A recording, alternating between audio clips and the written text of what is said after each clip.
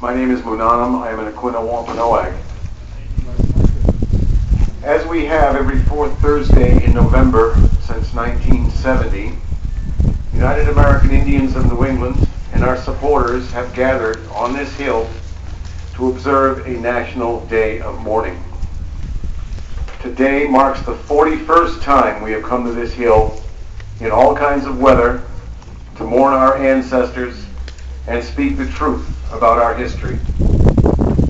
Those who started National Day of Mourning could not have envisioned that we would still be here year after year carrying on this tradition.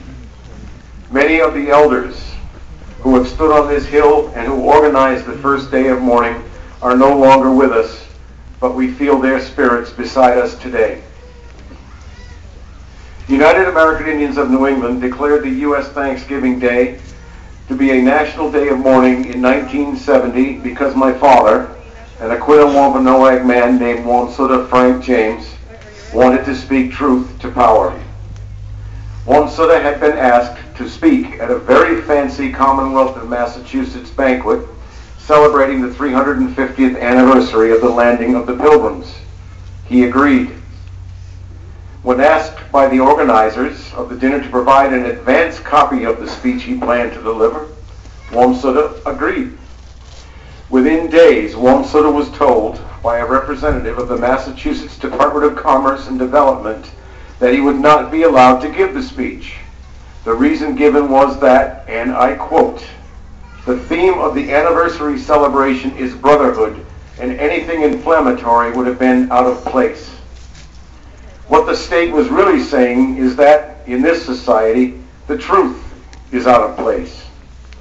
The organizers even went so far as to tell Wamsutta that he would only be allowed to speak if he delivered a sugar-coated speech written by them. Wamsutta refused to have words put into his mouth.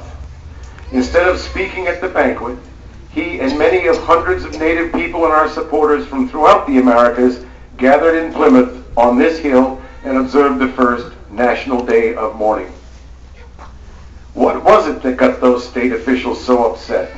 Wamsutta used as a basis for his remarks one of their own history books, Mort's Relation, a pilgrim account of their first year on Indian land.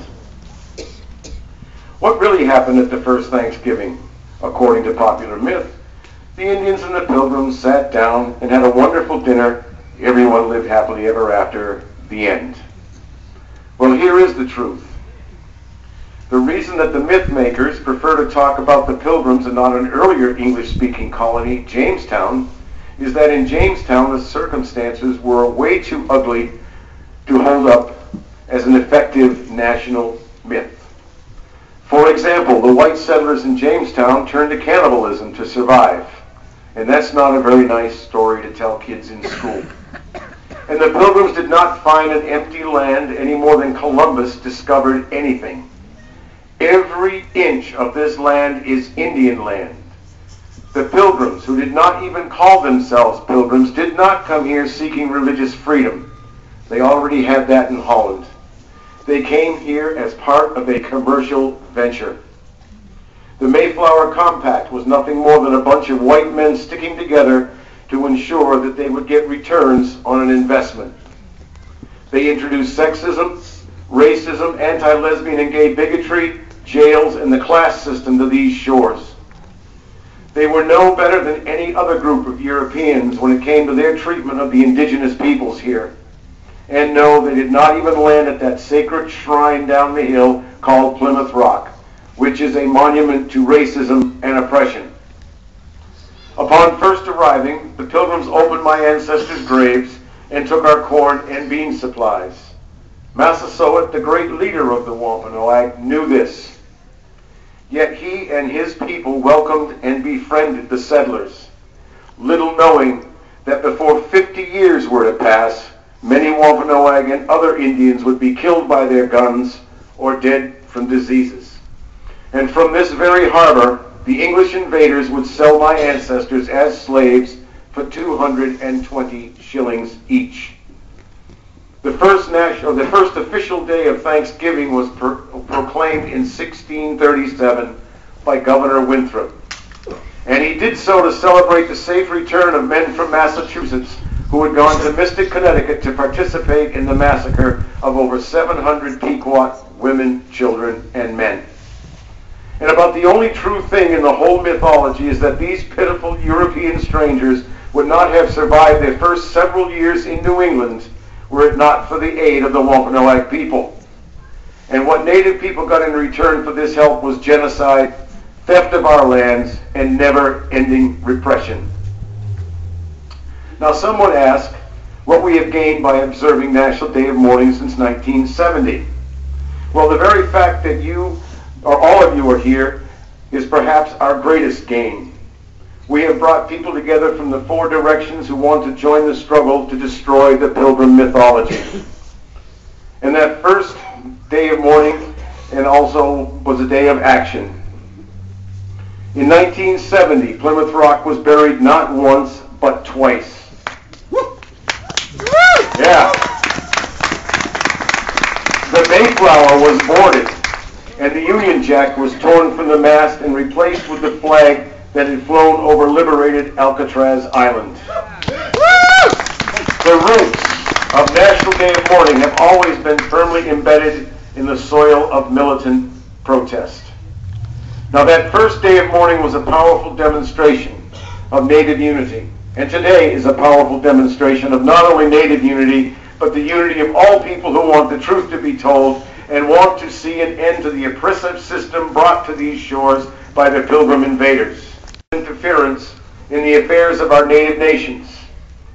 This was a demand in 1970, and it is still a demand today. When will native nations be free to govern ourselves?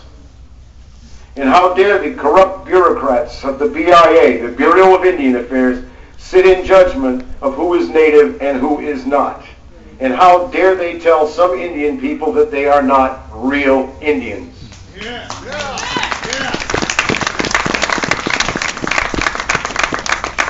Those who started National Day of Mourning in 1970